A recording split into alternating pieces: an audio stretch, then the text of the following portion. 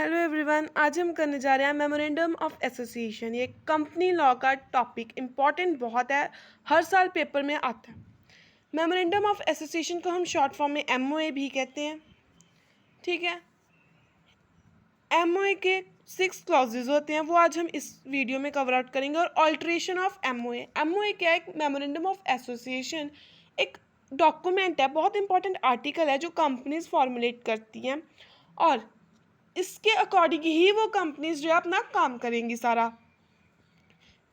Ammo is an important document of company which defines the scope of company की company की limit कहाँ तक है, उसने कहाँ तक काम करना है, उसके relations with outside world.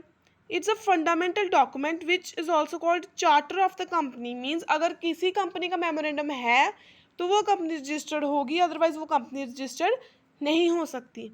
It's a fundamental document which defines the existence of company and area of operations की बिजनेस ने कहाँ तक काम करना। मीन्स जो हम कहते हैं अल्ट्रा वायर्स एक्ट होते हैं ना, वो हमें कहाँ से पता लगते हैं कि ये काम अल्ट्रा वायर है? मेमोरेंडम से। सो मेमोरेंडम की डेफिनेशन हम देखें, अगर section 2 subsection 56 of companies act 2013 जो दे रहा है, memorandum of association of a company as an originally framed और as altered from time to time in pursuance of any previous company law of this act. Means memorandum क्या है कि memorandum of association किसी भी company का जो originally हमने frame किया है, जिसे हम टाइम टू टाइम ऑल्टर कर सकते हैं। ऑल्टर का मतलब होता है कि हम उसे चेंज कर सकते हैं। ठीक है जी, यहाँ से कुछ क्लियर हुआ मेमोरेंडम क्या है? नहीं। हम जो है लॉर्ड मैकमिलन की डेफिनेशन करेंगे, जो कहता है कि पर्पस ऑफ मेमोरेंडम क्या है कि हमने शेयर होल्डर्स क्रेडिटर्स को अनेबल करना है, या उन सभी लोगों को हमने अनेबल करना है जो कंपनी के साथ डील करेंगे, कि कंपनी की परमिटेड रेंज कितनी है। कि परमिटेड रेंज मीन्स कंपनी का स्कोप कितना है। यहाँ से पता लगा ना मेमोरेंडम, थोड़ा सा आइडिया लगा। नेक्स्ट उन्होंने एक केस की बात की है, सिर्फ नाम लिखना है, Ashbury railway carriage and iron company limited versus Riche. ये जो क्वेश्चन है ना मेमोरेंडम वाला, बहुत लेंथी है, इसलिए हमें इसका सिर्फ केस का नाम लिखा है। और इस मेमोरेंडम में हमें का उसकी इम्पोर्टेंस मीनिंग इस केस से क्लियर होगी। इस केस में क्या होता है कि एक रेलवे कैरियज की कंपनी होती है और एक रिच इंसान होता है। इन दोनों में कोई कन्फ्यूज़न होती है या कोई एग्रीमेंट होता है, उससे रिलेटेड कुछ कॉन्फ्लिक्ट आ जाता है, और लॉर्ड केर्न जो है वो ट्रिब्यूनल में इस केस की सुनवाई करते हैं, और वो कहते हैं कि एमओ एक वाइटल डॉक्यूमेंट है, चार्टर है कंपनी का, और उसके अगर बियॉन्ड हम जाएंगे तो कुछ भी हम जो है वो नहीं कर सकते। इट मीन्स अगर किसी कंपनी को कोई काम करना है तो उसके मेमोरेंडम में वो होना चाहिए। सिंपल एक एग्जाम्पल है कि अगर एक कंपनी जो है उसका ऑब्जेक्टिव है कि उसने सिर्फ और सिर्फ जो है वो जो यूटेंसिल्स होते हैं उनको शेप देनी है, बाकी उन पे ऊपर डिज़ाइनिंग नहीं करनी, सिर्फ शेप देनी है। उन्हें पता होना चाहिए कि अगर उनके यहाँ ऑर्डर गिलास का है तो उन्होंने ऐसे करना है, इसके ऊपर क्या इंक्रेव करना है, कैसी डिज़ाइनिंग करनी है, वो कुछ नहीं उन्होंने करना। अब कोई अगर हम जैसे कोई जाएगा वहाँ पे और उन्हें कहे कि आप डिज़ाइनिंग करो, और हम उन्हें पैसे भी दे आएँ, बाद में अगर वो मुकर जाए कि हमने नहीं करना, तो हम उनके ऊपर केस फाइल नहीं कर सकते, क्योंकि उनके ऑब्जेक्ट में था सिर्फ शेप देनी है, डिज़ाइनिंग नहीं। वैसे ही कुछ यहाँ पे हुआ। यहाँ पे डिक्लेयर किया गया कि एमओए जो एक वाइटल डॉक्यूमेंट है, और इसके बियॉन्ड अगर कोई काम होगा तो वो कंपनी के स्कोप में नहीं माना जाएगा। ना पर्पस क्या है इसका, या ऑब्जेक्टिव्स क्या? पर्पस है कि शेयर होल्डर्स जो है कंपनी के, उन्हें पता होना चाहिए कि कंपनी उनका पैसा कहाँ लगा रही है, कहाँ इन्वेस्ट कर रही है, और उसमें कितना रिस्क है। वैसे ही आउटसाइडर्स को भी पता होना चाहिए कि कंपनी के ऑपरेशन का एरिया कितना है, कितने दायरे में रहकर वो काम कर सकती है। आउटसाइडर में आ सकते हैं सप्लायर्स, क्रेडिटर्स। सो नेक्स्ट आते हैं हमारे पास forms of MOA. Section 4 schedule 1 में फॉर्म्स दी हुई हैं, A B C D E, ये 5 टेबल्स हैं। इनके फर्दर कौन सी कंपनी एमओए बनाएगी किस टेबल के अंडर? टेबल ए है तो limited by shares company MOA बनाएगी। लिमिटेड बाय गारंटी है but not having share capital, तो टेबल बी। टेबल सी जब शेयर कैपिटल और गारंटी दोनों हैं। टेबल डी जब अनलिमिटेड कंपनी, और टेबल ई जब अनलिमिटेड कंपनी है एंड हैविंग शेयर कैपिटल। सो अब हम करने जा रहे हैं clauses of MOA. Means MOA का कंटेंट कि एमओए में क्या क्या होता है। वेरी वेरी इंपॉर्टेंट है ये टॉपिक, प्लीज़ ध्यान से समझिए। सबसे पहला क्लॉज आता है नेम क्लॉज की। कंपनी का एक नाम होना चाहिए जो उसका सिंबल होगा कि कंपनी एक सेपरेट लीगल एंटिटी है और ये कंपनी का खुद का नाम होना चाहिए। इस नेम क्लॉज के खुद के प्रोविजंस हैं। सबसे पहले अनडिजायरेबल नेम नहीं होना चाहिए। वो नेम जो स्टेट या सेंट्रल गवर्नमेंट ने डिक्लेयर किया कि वो अनडिजायरेबल है। मीन्स हम अपनी जो न्यू मॉडर्न ऐसे वर्ड्स नहीं यूज़ कर सकते कंपनी में, जैसे मॉडर्न बाटा शूज़ कंपनी लिमिटेड और एक हो गई न्यू बाटा शूज़ कंपनी लिमिटेड। नो, बाटा शूज़ कंपनी लिमिटेड मीन्स बाटा शूज़ कंपनी लिमिटेड, कोई आगे मॉडर्न न्यू वर्ड नहीं लगाना। नेक्स्ट आता है जो नेम है वो आइडेंटिकल नहीं होना चाहिए, कि पहले अगर कोई कंपनी थी उसके साथ मिलता जुलता नाम, सेम नाम, रिजेम्बलेंस का नाम नहीं होना चाहिए। अगर ऐसा होता है तो कोर्ट जो है वो इंजंक्शन का ऑर्डर देगी। इंजंक्शन का ऑर्डर मीन्स कि कोर्ट नए वाले नाम को रोक देगी कि आप अपना नाम ये नहीं रख सकते। अगर हम कोई वर्ड यूज़ कर रहे हैं ऐसा जो ये शो करता है कि ये गवर्नमेंट कंपनी है, वो भी नहीं होना चाहिए, जैसे यूनियन, सेंट्रल, नेशनल, ये नहीं होना चाहिए। ऑल्सो जैसे हम वर्ड्स यूज़ करते हैं इंश्योरेंस, बैंकिंग, ये भी हमने नहीं यूज़ करने अनलेस प्रॉपर जस्टिफिकेशन उसकी होनी चाहिए। अब यहाँ पे एक केस हुआ है, उसकी उन्होंने बात की है, इस केस को एक्सप्लेन करना है। Ewing versus Buttercup margarine company limited 1917 में ये केस हुआ था। इस केस में क्या हुआ था कि जो प्लेंटिफ था ना वो ऑलरेडी एक बिजनेस कर रहा था बटरकप डेयरी कंपनी के नाम के ऊपर। एक और कंपनी आई, उसने क्या किया, अपने आप को रजिस्टर करवाया। नाम क्या रखा उसने, बटरकप मार्गरीन कंपनी लिमिटेड। अब देखिए ऊपर वाली का नाम था बटरकप डेयरी कंपनी, सब कुछ सेम है, नीचे उन्होंने बस चेंजेस कर दिए बटरकप मार्गरीन कंपनी लिमिटेड। अब प्लेंटिफ जो ये वाली कंपनी थी ना, प्लेंटिफ, इसने जो है एक्शन लिया न्यू कंपनी के अगेंस्ट और कहा कि ये जो है ये कस्टमर्स के दिमाग में ये इंप्रेशन डाल रही है कि एक ही कंपनी ने नई कंपनी खोली है, मीन्स ये दोनों कंपनीज सेम है।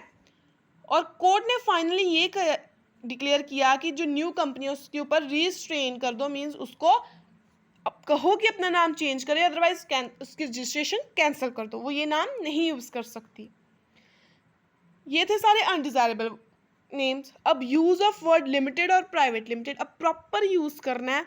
हर एक कंपनी लिमिटेड और प्राइवेट लिमिटेड का यूज़ कर सकती है।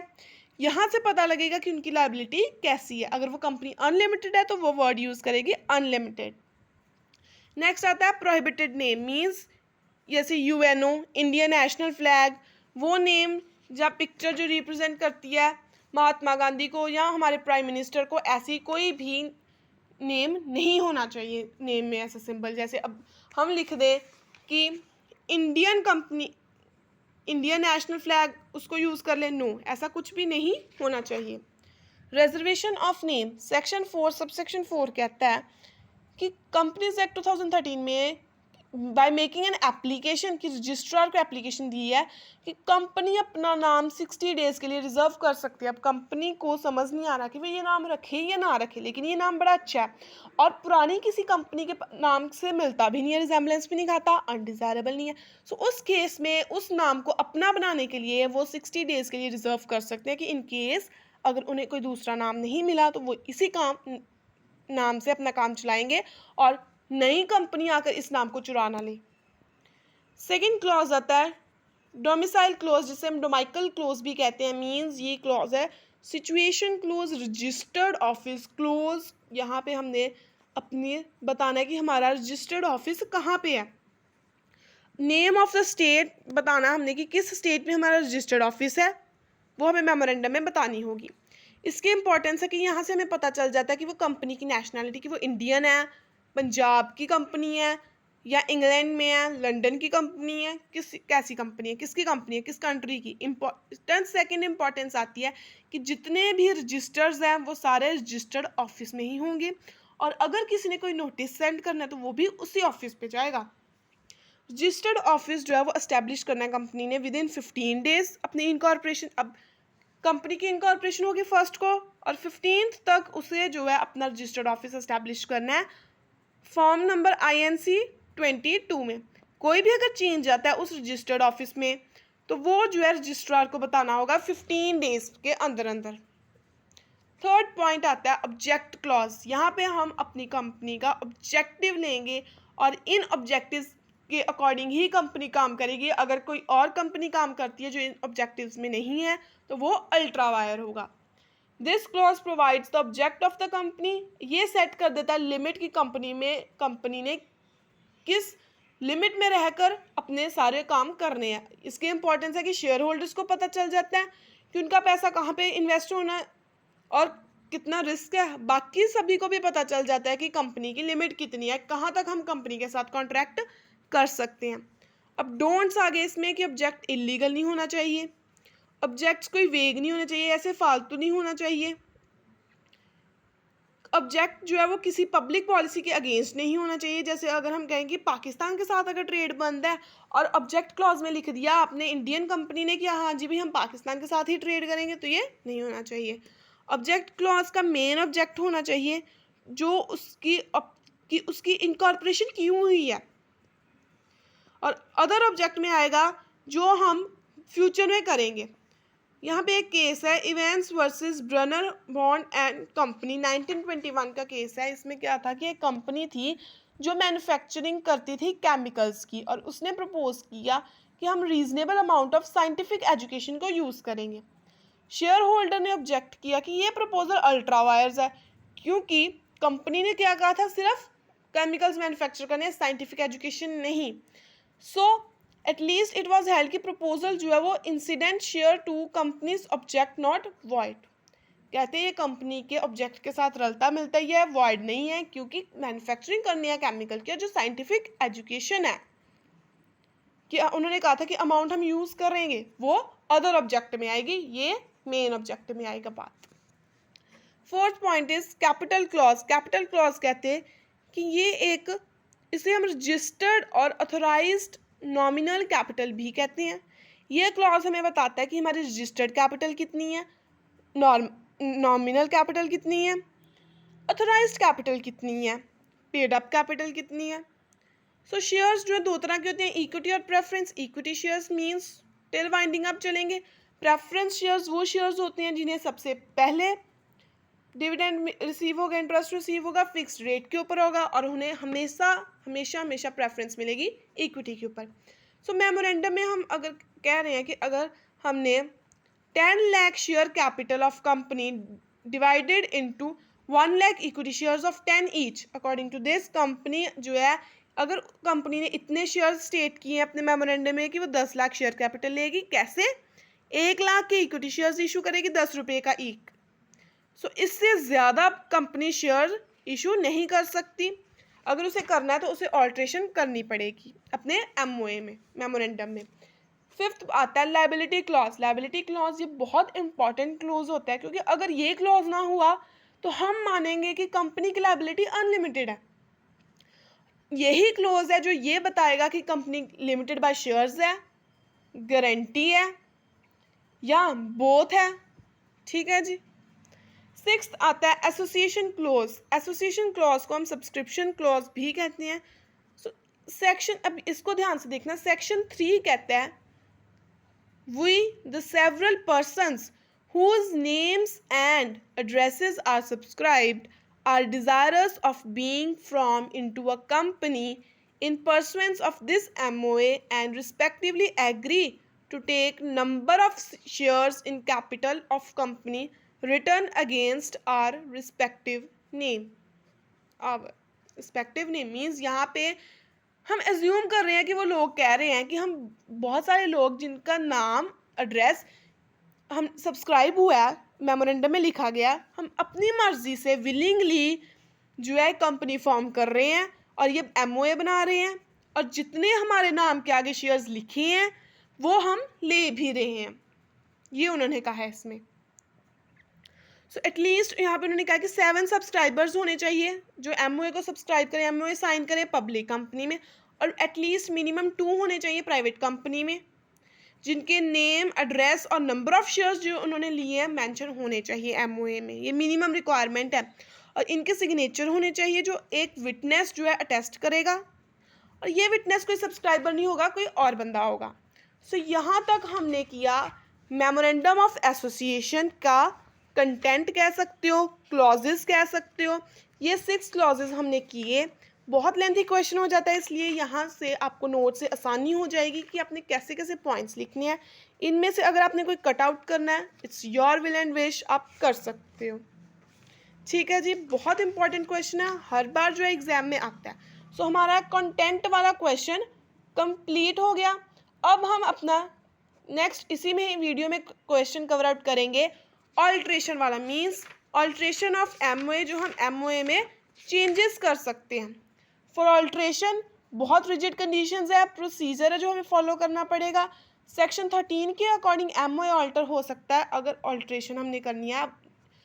6 क्लॉजेस पढ़े, उन 6 के 6 क्लॉजेस की हम यहाँ पे ऑल्ट्रेशन अब करेंगे। Alteration of name clause. So alteration of name clause further उन्होंने जो है डिवाइड किया 3 पार्ट्स में। चेंज बाय स्पेशल रेजोल्यूशन, अगर स्पेशल रेजोल्यूशन पास करके नेम क्लॉज चेंज करना है, या ऑर्डिनरी रेजोल्यूशन पास करके। No change of name is allowed, change ही नहीं कर सकते। अगर स्पेशल रेजोल्यूशन है, स्पेशल रेजोल्यूशन जो है हम जनरल मीटिंग में पास करेंगे, और ये जो है सेंट्रल गवर्नमेंट अप्रूवल देगी। सेंट्रल गवर्नमेंट की अप्रूवल जो है नहीं रिक्वायर्ड। अगर हमने सिर्फ इतना ही चेंज किया कि वर्ड प्राइवेट बीच में ऐड किया है, तो उसके लिए नहीं चाहिए। अब अगर पहले नाम था श्याम कंपनी, अब हो गया श्याम कंपनी, लेकिन स्पेलिंग चेंज हो गई, तो यहाँ पे हमें सेंट्रल गवर्नमेंट की अप्रूवल चाहिए। अब अगर पहले था श्याम लिमिटेड, अब हो गया श्याम प्राइवेट लिमिटेड, तो इसमें हमें गवर्नमेंट की अप्रूवल नहीं चाहिए। स्पेशल रेजोल्यूशन पास करने के लिए हमें 75% मेजॉरिटी जो है वो चाहिए होती है फेवर में। ऑर्डिनरी रेजोल्यूशन में 50% मेजॉरिटी ही चाहिए फेवर में। सेक्शन 16 सबसेक्शन 1 कहता है कि सेंट्रल गवर्नमेंट जो है वो ऑर्डिनरी रेजोल्यूशन पास करके कंपनी को कह सकती है कि अपना नेम जो आप विद इन 3 मंथ्स चेंज करो, अगर वो किसी पिछली एग्जिस्टिंग कंपनी के साथ रिजेंबल खा रहा है तो। इफ़ डायरेक्शन सेंट्रल गवर्नमेंट की नहीं फुलफिल की गई, 5,000 fine per day, office penalty 5,000 to 1 lakh. If the company change कर देती है अपना नेम, वो इंफॉर्मेशन 15 डेज के अंदर अंदर रजिस्ट्रार के पास होनी चाहिए, और रजिस्ट्रार जो है फिर वो इशू कर देगा सर्टिफिकेट ऑफ इनकॉर्पोरेशन। सेकंड आता है ऑल्ट्रेशन ऑफ डोमिसाइल क्लॉज। अगर तो प्रीमिसेस चेंज करना है, सिटी चेंज करनी है, स्टेट चेंज करनी है। अगर one premises to another premises, one city to another city, one state to another state. सबसे पहले आता है स्पेशल रेजोल्यूशन पास करेंगे जनरल मीटिंग में। अगर हमने सिर्फ प्रीमिसेस चेंज करनी है और वो 15 डेज के अंदर अंदर बता देंगे रजिस्ट्रार को। अगर हमने one city to another city कहा है तो हमें स्पेशल रेजोल्यूशन पास करना पड़ेगा। रीजनल डायरेक्टर की कंफर्मेशन भी चाहिए हमें। एक एप्लीकेशन जो है फिल की जाएगी रीजनल डायरेक्टर को at least before one month of filing and such application company should notice about change of office in newspaper दे देगी, वो न्यूज़पेपर में भी चेंज करवा लेगी। इंडिविजुअल नोटिस भी देगी डिबेंचर होल्डर्स को, क्रेडिटर्स को, डिपॉजिटर्स को। कोई ऑपोजिशन नहीं आई अगर रीजनल डायरेक्टर की तरफ से, तो confirmation letter within 30 days उसे रिसीव हो जाएगा। और जब कंफर्मेशन आ गई तो उसकी कॉपी जो है वो 30 डेज के अंदर अंदर रजिस्ट्रार ऑफ कंपनीज को भी सेंड की जाएगी, आरसी को। Change from one state to another state, यहाँ पे आएगा कि this is only change that almost needs alteration in MOA. जब हमने सिटी टू सिटी चेंज किया उसमें एमओए नहीं चेंज हुआ, ऑल्टर हुआ। एमओए का डोमिसाइल क्लॉज नहीं ऑल्टर हुआ। जब हमने प्रीमिसेस चेंज किया तब भी नहीं ऑल्टर हुआ। लेकिन यहाँ पे जब स्टेट टू हम चेंज करेंगे तब हमें ऑल्ट्रेशन होगी हमारी एमओए में। इसके लिए हमें स्पेशल रेजोल्यूशन पास करना पड़ेगा। Shareholders have to pass special resolution, और उसकी copy within 30 days ROC के पास होनी चाहिए। इसमें हमें सेंट्रल गवर्नमेंट की कंफर्मेशन भी चाहिए। उसके लिए हम सेंट्रल गवर्नमेंट को एप्लीकेशन लिखेंगे, उसके साथ फीस पे आउट करेंगे, एमओए एओए की कॉपी, स्पेशल रेजोल्यूशन की कॉपी भी लगाएंगे जो सैंक्शन की गई होगी, और जितने भी क्रेडिटर्स हैं, डिबेंचर होल्डर्स हैं, उनके एड्रेस के साथ जितनी उनकी अमाउंट ड्यू है उसकी लिस्ट भी देंगे। और जो रजिस्ट्रार की नोटिस की कॉपी है, स्टेट पहले कि कहाँ पे किस स्टेट में था हमारा रजिस्टर्ड ऑफिस, उस चीज़ की कॉपी भी हम जो है सेंट्रल गवर्नमेंट को सेंड करेंगे। और within 19 days before the date of hearing जितनी भी कंपनी है जितने भी न्यूज़पेपर्स हैं उनमें सर्कुलेट करवा देगी, डिस्ट्रिक्ट में एडवर्टीजमेंट करवाएगी, नोटिस सर्व करेगी हर एक क्रेडिटर को, डिवेंचर होल्डर को, plus application of registrar and SEBI इन दोनों को भी कॉपी जाएगी। सेंट्रल गवर्नमेंट को जो है ऑर्डर की कॉपी जाएगी सेक्शन 13 सेक्शन 7 के अंडर। और सर्टिफाइड कॉपी जो है वो सेंट्रल गवर्नमेंट इन विच जहाँ पे लिखा है कि हाँ आप कर लो अपना शिफ्ट, वो with in 30 days of such received of order registrar जो है फिल करेगा। और रजिस्ट्रार जो न्यू स्टेट का है वो उन्हें फ्रेश इशू करेगा इनकॉर्पोरेशन को। फ्रेश सर्टिफिकेट ऑफ इनकॉर्पोरेशन चाहिए, जब भी ऑल्ट्रेशन होगी फ्रेश सर्टिफिकेट ऑफ इनकॉर्पोरेशन जो है वो रजिस्ट्रार इशू करेगा। थर्ड पॉइंट आता है alteration of object clause section 13 में। कंपनी अब ऑल्ट्रेशन दो तरीके की आ गई यहाँ पे फर्दर, उस कंपनी की जिसने प्रॉस्पेक्टस इशू किया है और दूसरा जिसने नहीं किया। जिस कंपनी ने प्रॉस्पेक्टस इशू किया है, अगर तो पब्लिक ने इन्वेस्ट किया मनी इस फेथ के ऊपर कि प्रॉस्पेक्टस के ऊपर, तब हम स्पेशल रेजोल्यूशन के थ्रू ऑल्टर करवा सकते हैं। स्पेशल रेजोल्यूशन हम ले सकते हैं पोस्ट बैलेट के थ्रू या नोटिस। और उस नोटिस में ये होना चाहिए कि टोटल मनी हमें कितनी रिसीव हुई है, वो मनी हमने कितनी यूटिलाइज की है, उसका जो अनयूटिलाइज्ड है उसकी अमाउंट, और जितनी भी डिटेल्स जो है वो सारी न्यूज़पेपर में पब्लिश होनी चाहिए। ये वो केस है जहाँ पे हमने प्रोस्पेक्टस इशू किया क्योंकि यहाँ पे पब्लिक इंटरफेयर कर गई, और यहाँ पे हमने जो है प्रोस्पेक्टस इशू नहीं किया। उस केस में जब स्पेशल रेजोल्यूशन नहीं हम जो स्पेशल रेजोल्यूशन पास होगा जनरल मीटिंग में थ्रू पोस्टल बैलेट, और इसकी कॉपी जो है वो हम रजिस्ट्रार को देंगे विद इन 1 month। और जितनी भी ऑल्ट्रेशन हुई है मेमोरेंडम में वो भी उसकी कॉपी रजिस्ट्रार जो है फिर इशू करेगा सर्टिफिकेट। उसके बाद रजिस्ट्रार जो है वो certificate of registration with in 30 days जो है वो दे देगा वापस। Fourth point is alteration of liability clause. अब लाइबिलिटी मेंबर्स की या डायरेक्टर्स की आ गई।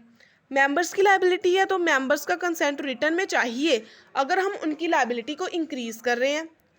एक्सेप्शन आ गई, अगर कोई क्लब है कोई एसोसिएशन है उसमें कोई ज़रूरत नहीं है।